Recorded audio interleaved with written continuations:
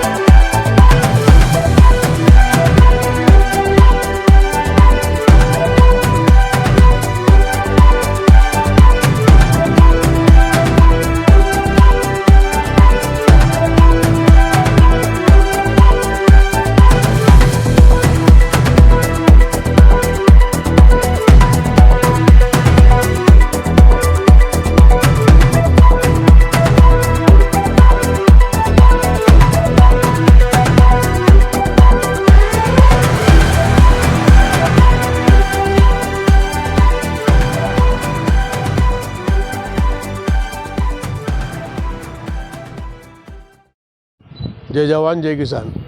आज गोंदिया कृषि उत्पन्न बाजार समिति को पणन विभाग पुणे द्वारा 7.5 करोड़ रुपए किसानों के सुकलम साकलम करने के लिए एक मार्केट को, जो पुराना वाला मार्केट है उसको अच्छा बनाने के लिए दिया था।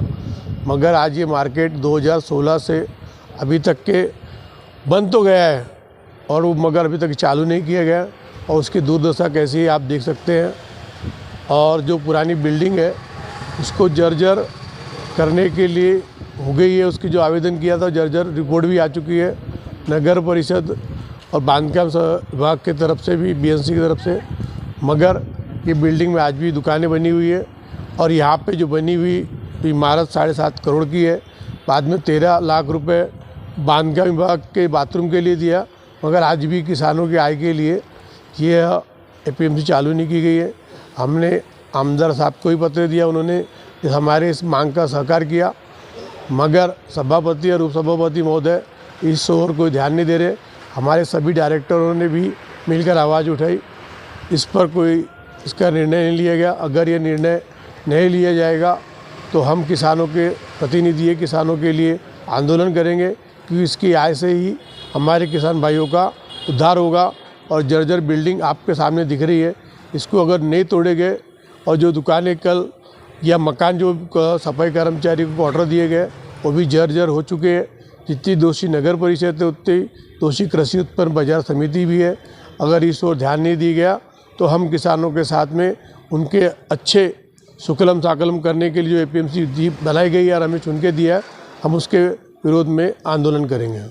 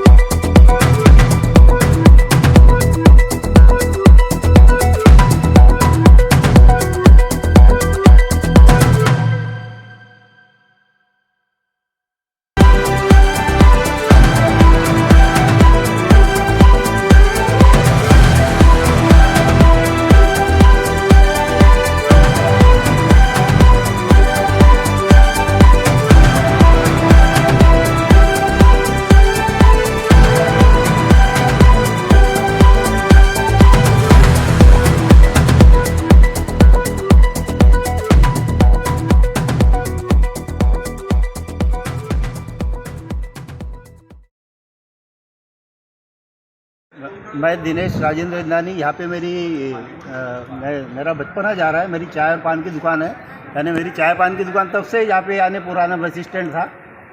और उस समय में यहाँ पे जो है, उसके बाद में यहाँ धानगंज था, तो धानगंज में हमारा व्यापार अच्छे से चलता था। उसके बाद में शासन द्वारा, बाजार समिति द्वारा जो है नई सब्जी मंडी का वहाँ पे उद्घाटन किया गया, बड़ी सब्जी मंडी का। तो वैसे ही वहाँ पे जो है धान का ही जो है उन्होंने जो गंज निर्मातित गंज उन्होंने वहाँ पे निर्माण किए। तो यहाँ के व्यापारी सब उधर चले गए, धान का व्यापार यहाँ से हो गया ख़त्म। वो इसलिए हुआ कि भाई यहाँ पे जो है चिल्लर सब्जी मंडी इनको लाना था, चिल्लर सब्जी मंडी इनको लाना था। तो इन्होंने यहाँ पे जो है 7.5 करोड़ की लागत से ही आप देख रहे हैं कि ये पूरा स्ट्रक्चर खड़ा किए इन्होंने कि भाई और जल्द से जल्दी सब्जी मंडी यहाँ पे आएंगी। लेकिन ये 8 से 9 साल हो गए ये इमारत बनने को, लेकिन अभी तक के ना सब्जी मंडी आया है ना कोई आया है। ये इमारत सिर्फ धूल खा रही है और पानी से फिर से जर्जर हो रही है। तो आज जो हमारा जो व्यापार है, हम रुपये से चवन्नी पे आ गए हैं। तो हम इसके लिए विनोद अग्रवाल के पास में गए, सांसद के पास गए, सभी तरफ गए कि भाई क्या हुआ, गोंदिया शहर का विकास क्यों रुका हुआ है। तो गोंदिया शहर का विकास जो रुका हुआ है, गोंदिया शहर का विकास रुका है तो सिर्फ इन्हीं नेताओं ने रोका हुआ है। यानी यह गोंदिया शहर में जो है विकास पर नेतागिरी हावी है। आज जो आप सब्जी मंडी चली जाइए, वो 3 फीट की गली नहीं है सब्जी मंडी के अंदर में। वहाँ महिलाएं अगर जाती है तो औरत और आदमी का जिस्म से जिस्म टकराता है। वहाँ पॉकेट मारी होती है, कई महिलाओं के वहाँ पे जो है पर्स काट दिए गए हैं। तो इसका उद्धार कब होगा? क्या ये यहाँ के नेता क्या कोई काम करने लायक है कि नहीं? ये भाई नेता का काम क्या होता है कि भाई शहर का विकास करना। लेकिन एक भी नेता जो है सिर्फ आके देखता है और चले जाता है, बोलता है कि ये हमारा काम नहीं है, सब्जी मंडी वाले यहाँ आने को तैयार नहीं है। तो भैया ऐसा कोई नहीं आता है। जब तक शासन डंडा नहीं चलाएंगी तब तक के कुछ नहीं होता, क्योंकि मराठी में कहावत है कि शासना पुढे शहाणपणा चालन नहीं। आज भैया मास्टर प्लान आता है, क्यों आता है? शहर के उद्धार के लिए आता है, शहर के विकास के लिए आता है। तो शहर के विकास के लिए जो है ये चीज़ ज़रूरी है, यहाँ सब्जी मंडी ज़रूरी है। ठीक है, आप लोगों को भी नोटिस मिल चुका है जी। तो क्या ये सही है? किस कारण नोटिस मिला है, कोई आइडिया बताओगे आप इसके बारे में? बिल्डिंग जर्जर हो रही है जी। इसके कारण कह रहे हैं कि नोटिस दिया गया है। नोटिस उसके कारण दिया कि अपना संभाल के चलो और जो भी जवाबदारी रहेंगे वो आपके ऊपर रहेंगी। जी। कुछ भी 19-20 होता है तो वो तुम्हारी जवाबदारी रहेंगी। अच्छा, ये सब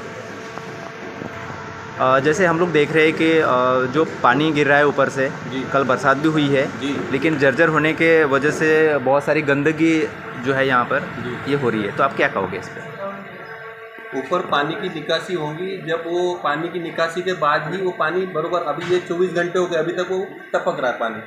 टपक का मतलब ऊपर से सफाई नहीं हुई है। सफाई होगी जब ऊपर का मलमा उठेगा तो बिल्डिंग की अगर जो हम मकान बना रहे हैं, मकान का अगर देख रेख करेंगे तो उसकी लाइफ बढ़ेगी। अगर देख रेख नहीं होगी तो लाइफ कहाँ से बढ़ेगी? ये कारण है, ये सफाई नहीं हुई है, व्यवस्था नहीं हो पा रही। व्यवस्था होएगी जब भी तो काम अच्छा चलेगा। कि ये अपनी चीज़ है, APMC की चीज़ है, तो इसको क्या है अपना देख रेख करना हमारा काम है, उसकी व्यवस्था बनाना है।